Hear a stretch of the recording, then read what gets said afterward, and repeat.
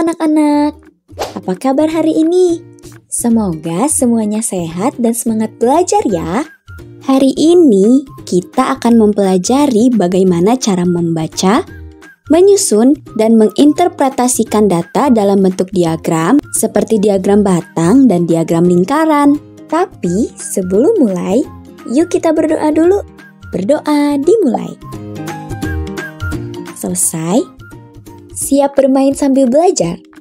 Angkat tanganmu dan katakan, "Siap, Ibu Reksa." Pernah gak sih kalian lihat grafik cuaca, diagram hasil voting, atau tabel jumlah siswa? Nah, itu semua bagian dari data yang ditampilkan dalam bentuk visual. Dengan memahami diagram, kita bisa membuat informasi menjadi lebih mudah dibaca dan dipahami. Jadi, yuk kita pelajari cara menyajikan data dengan baik.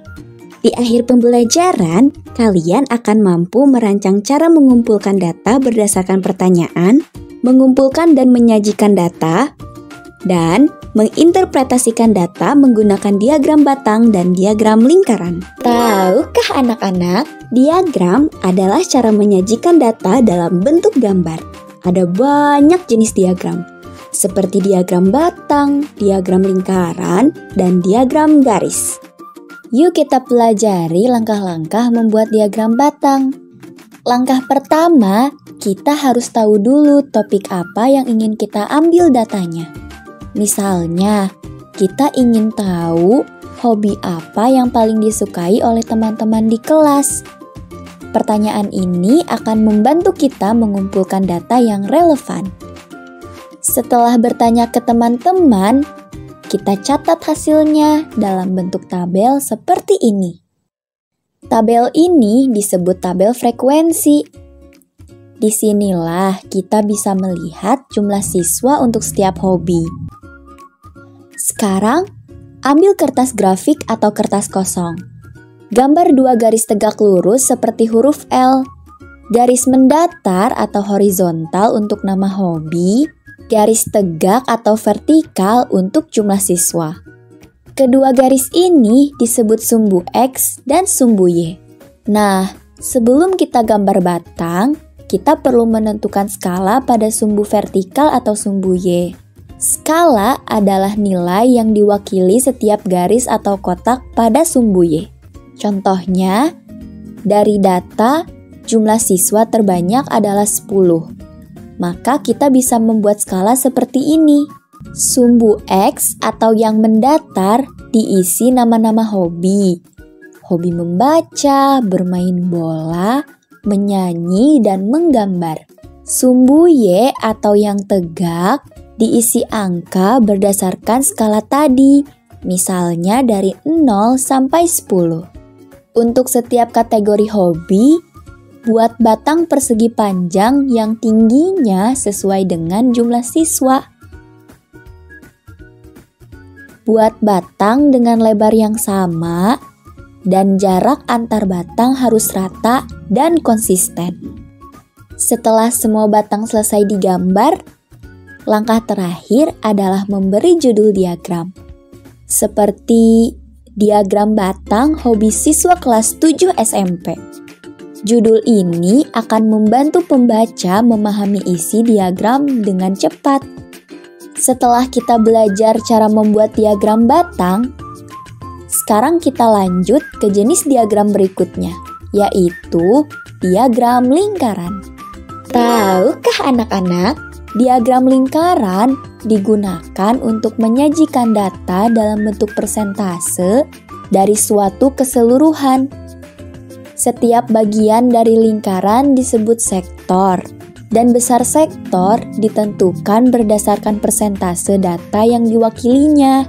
Misalnya, dari hasil survei terhadap 40 siswa, kita mendapat data hobi mereka, sepak bola sejumlah 10 siswa, menggambar sejumlah 15 siswa, dan bermain game sejumlah 15 siswa juga. Lalu, kita akan mengubah datanya menjadi bentuk persentase dengan rumus berikut. Maka didapatlah sepak bola dengan 25%, menggambar 37,5%, dan bermain game 37,5%. Jumlah semua persentasenya harus 100% sebagai pengecekan. Karena lingkaran penuh adalah 360 derajat, kita bisa menghitung besar sudut tiap sektor dengan rumus berikut. Hobi sepak bola dengan sudut 90 derajat, menggambar dengan sudut 135 derajat, dan bermain game dengan sudut 135 derajat. Jumlah semua sudut harus 360 derajat sebagai pengecekan. Nah, langkah-langkah menggambarnya yaitu gunakan jangka untuk menggambar lingkaran yang rapi.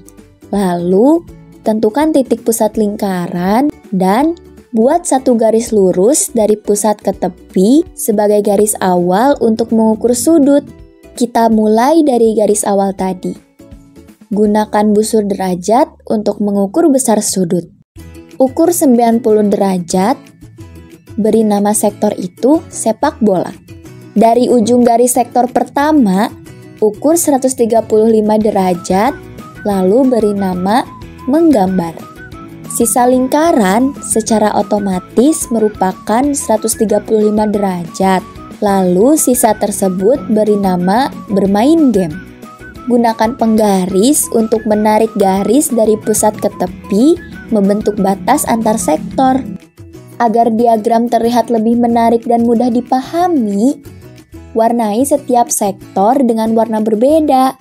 Contohnya, sepak bola dengan warna biru, menggambar dengan warna merah, dan bermain game dengan warna hijau. Terakhir, beri judul diagram. Seperti diagram lingkaran hobi siswa kelas 7. Judul ini sangat penting agar orang yang melihat diagram langsung tahu isi datanya. Yuk coba, jika 8 dari 32 siswa suka membaca, berapa persen dan berapa derajat pada diagram lingkaran? Sekarang, coba pikirkan. Apakah kamu sudah tahu kapan sebaiknya menggunakan diagram batang dan kapan menggunakan diagram lingkaran untuk menyajikan data? Sudah bisa menentukan informasi penting dari sebuah diagram batang atau diagram lingkaran? Kalau iya, berarti kalian sudah mampu menyajikan informasi dengan diagram statistika. Anak-anak, hari ini kita sudah belajar cara membaca dan menginterpretasikan berbagai jenis diagram seperti diagram batang dan diagram lingkaran. Kalian juga sudah bisa mengumpulkan data dan menyajikan dengan cara yang tepat, bukan? Dan sekarang, saatnya misi hari ini. Hari ini, misi anak-anak adalah coba kalian buat sendiri pertanyaan statistika sederhana. Lalu rancang rencana pengumpulan data, kumpulkan datanya, dan sajikan hasilnya dalam bentuk diagram batang dan diagram lingkaran. Gunakan data dari lingkungan sekitar kalian ya. Sampai jumpa di video selanjutnya. Kita akan belajar berinvestigasi di dalam statistika loh. Tetap semangat dan terus berpikir kreatif ya. Setiap soal punya cerita, setiap angka punya makna.